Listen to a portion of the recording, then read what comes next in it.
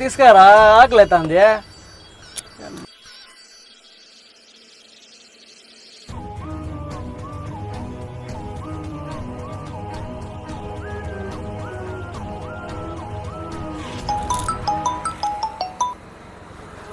చెప్పవా?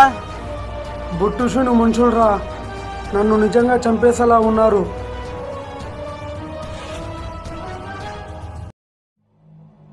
అయ్యో, నిండు చంపితే వాళ్ళకేమొస్తుంది? బూడిద తప్ప.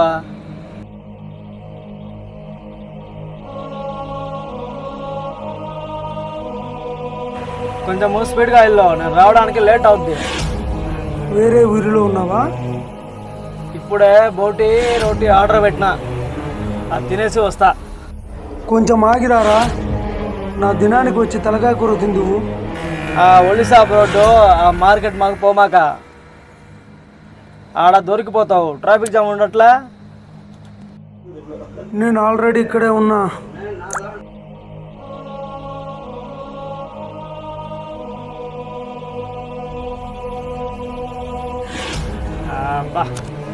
మా బావ దొరికినట్టున్నాడు. అరే నువ్వు తీసుకురా. రే మచ్చా, తినేసిపోతా.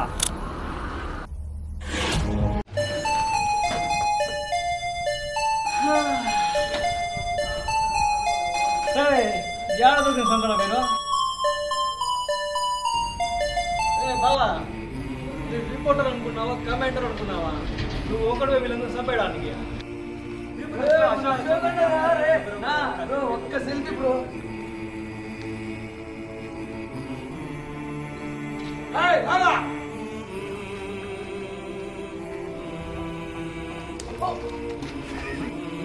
చెప్పింది ఏంటి మీరు చేస్తాండేమే?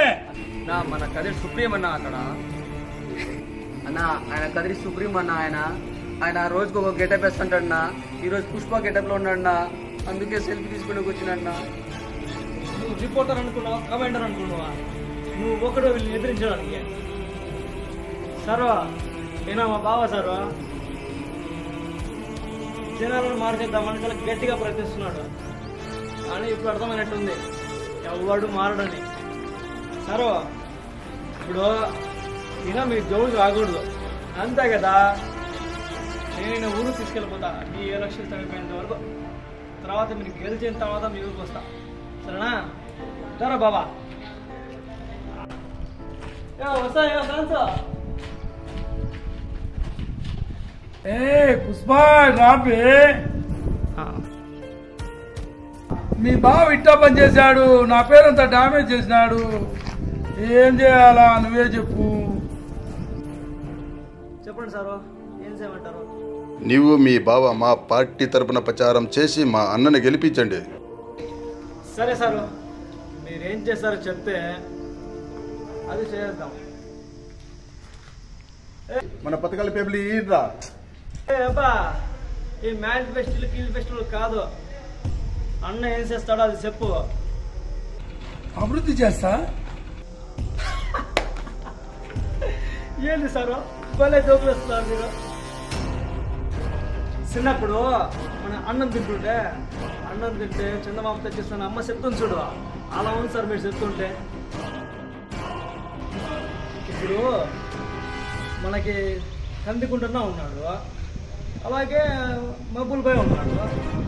వీళ్ళని దాటి నువ్వు ఏమన్నా చేయగలవా? అది చెప్పు, ఈజీగా గెలిపిస్తానన్నా. ఏంటవి?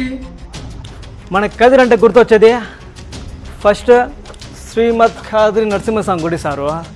మాసానికి 40 లక్షలు దుడ్డు వస్తుంది సారు, కానీ అక్కడ ఆగు, బయట వాళ్ళు గుడికి వస్తారు, ఓటు ఎందుకు వేస్తారు? ఓ అట్నా, సర్లే అది వదిలేయండి. ఏ హాస్పిటల్లో చూసినా మన కదిలో ఒక సమస్య ఉంది సారు.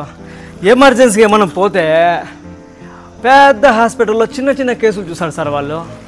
ఎమర్జెన్సీ అని చెప్పి అనంతపూర్కు కర్నూలుకు రాసిస్తారు. పోనీ అనంతపూర్ కర్నూలు పోతాం, కొందరు గ్యాలోనే ప్రాణాలు పోతాయి సారు. పోనీ బతికి బయటపడి వాడు అనంతపురం వరకు పోయాడా, అక్కడ ఉంటా సారు అసలు కథ లక్షలే సారు. పోనీ మన ఊరిలోనేమో చూపించుకుందాం అనుకుంటే మనకు ఊర్లో 200 రూపాయలు టోకెన్ పెట్టి లైన్లో నిల్చొని బోనస్గా ఆ డాక్టరు గవర్నమెంట్ డాక్టర్ కన్నా ఎక్కువ తిడతాడు సారు. పోనివన్నీ భరించి మనలో ఆడే ఉంటారు పాపం. ఇది కొంచెం చూడండి సార్ మీరు. చేద్దాం సారు మనకి పులివెందులకి 39 కిలోమీటర్లు సార్ దూరము అంతే. The great legend YS Rajasekhara కుమారుడు మన జగన్ సార్ని కలిసి మన కదిరికోటి కావాలా అది మీరు అడగండి సారు. ఏం లేదు సారు, మన పిల్లకాయలకి ఆడుకోవడానికి ఒక పార్కు, ఫ్యామిలీస్కి ఒక పార్కు సారు అంతే. అది కష్టం అబ్బా. ఏందే ఏం మాట్లాడుతున్నారు సార్ మీరు? పులివెందుల్లో 6 పార్కులు ఉన్నాయి సారు. ఒక శిల్పారామే శ్రీలంక అంత ఉంటుంది. అది కూడా చెప్పతాడు సార్ మీరు. సారు మన కదిరిలో పిల్లకాయలకి ఇంజనీరింగ్ కాలేజ్ లేదు, అదేదో చూడండి సారు. అది వదిలేప్ప, వేరే చెప్పు. సారు ఏం మాట్లాడుతున్నారు సార్ మీరు?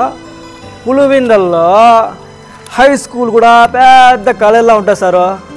మీరు అది కూడా కుదరదంటే ఎట్లా సారు? పుష్పా, నువ్వు చెప్పేటివన్నీ విన్నావనుకో, నేను ఎమ్మెల్యేని కాదు ముఖ్యమంత్రి అవుతా. అయినా ఇవన్నీ డబ్బుతో కూడుకునే పనులు కాదు. అసలు మన ఊరు ఎక్కడుందో తెలుసు సార్ మీరు? ఏంది సారు, మన ఊరు అన్నిటికీ మధ్యలో ఉంటుంది సారు. ఇటు వెళ్తే బెంగళూరు వస్తుంది, ఇటు వెళ్తే తిరుపతి వస్తుంది. ప్రపంచంలోనే అతి పెద్ద చెట్టు సారు తిమ్మమ్మారి చెట్టు, పక్కనే యోగి వేమన సమాధి. ఇవన్నీ ఎంత దూరం అనుకున్నారు? 25 కిలోమీటర్ల దూరం సారు. ఇటు వెళ్తే పుట్టపర్తి సత్యసాయిబాబా, 170 దేశాల నుంచి ఫారినర్స్ వస్తారు సారు. 10 పైసా మ్యూజియంలు ఉన్నాయి. పక్కనే లేపాక్షి, అటు పక్కనే పెనుకొండ. ఇటు వెళ్తే మగ్గానికి ఫేమస్ ధర్మవరం సారు.